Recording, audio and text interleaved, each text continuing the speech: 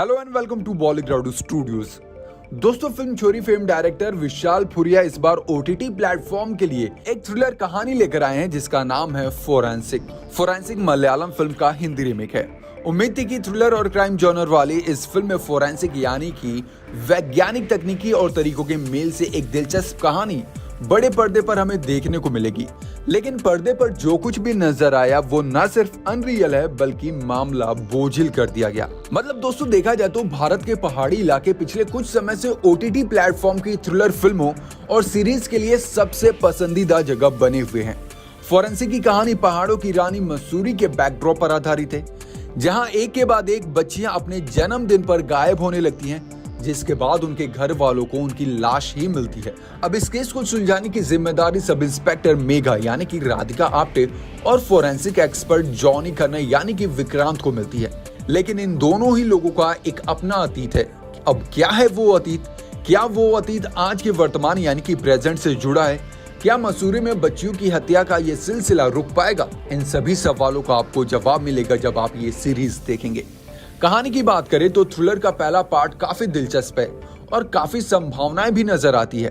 Film अपने first में भारत के सबसे युवा सीरियल किलर अमरजीत सदा का जिक्र करती है। बच्चे अपराध की अंधी दुनिया में किस तरह से दाखिल हो रहे हैं, फिल्म का फर्स्ट हाफ कुछ इस तरह से बिल्डअप किया गया, लेकिन सेकेंड हाफ में कहानी औंधे मुंह गिर पड़ती है। जो कुछ भी पर्दे पर दिखाया जा रहा है वो बेहद बचकाना सा लगता है, बेसिर पैर का जैसे पर्दे पर कुछ चल रहा है।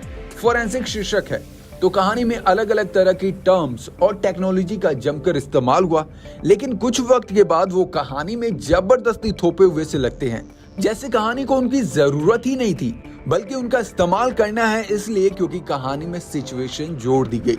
इस फिल्म में एक्टिंग के कई भरोसेमंद नाम जुड़े हैं, लेकिन विक्रांत को छोड़कर कोई भी इम्पैक्ट नहीं बना पाता। राधिका आप्टे भी इस बार कुछ खास कमाल नहीं कर पाई, जबकि वो जानी ही जाती है एक्टिंग के लिए। वो यहाँ इस बार थोड़ी बहुत लाउड हो गई हैं। प्राची देसाई के कैरेक्टर में जैसे ही अलग अलग शेड्स जुड़ते हैं, उनकी एक्टिंग स्क्रीन पर कमजोर होती जाती है। प्राची देसाई के मेकअप पर थोड़ा काम करने की जरूरत थी।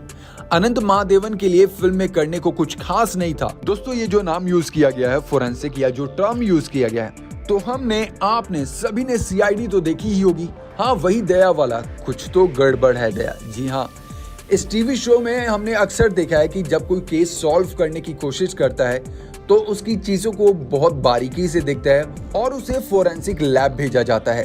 फोरेंसिक लैब में आपको नजर आते हैं सालू के, तो इस फिल्म में भी यहाँ पे भी वो नजर आते हैं। हालांकि उनकी मौजूदगी फिल्म में कुछ खास नहीं है, लेकिन उनको देखकर एक बार चेहरे पर स्माइल जरूर आती है। ओवरऑल बात करें फिल्म के बारे में कि फिल्म देखनी चाहिए नहीं देखनी चाहिए, कैसी है ये फिल्म, तो अगर आप लोगों के पास बहुत ज्यादा टाइम है, आप वेले बैठे हैं, तो आप लोग ये फिल्म देख सकते हैं। फर्स्ट हाफ सच में माइंड ब्लोइंग है, सेकंड हाफ आप लोग एग्जिट ले सकते हैं या फिर आपकी मर्जी होगी। रेटिंग की बात करें तो हमारी टीम की तरफ से इस फिल्म को रेटिंग मिलती है आउट ऑफ 5 2 स्टार। वेल, आपको कैसी लगी फिल्म? अगर आप लोगों ने देखी है ये फिल्म तो नीचे कमेंट बॉक्स में अपनी अपनी राय जरूर शेयर करें। Thank you so much. देखते रहें बॉलीग्राउड स्टूडियोज।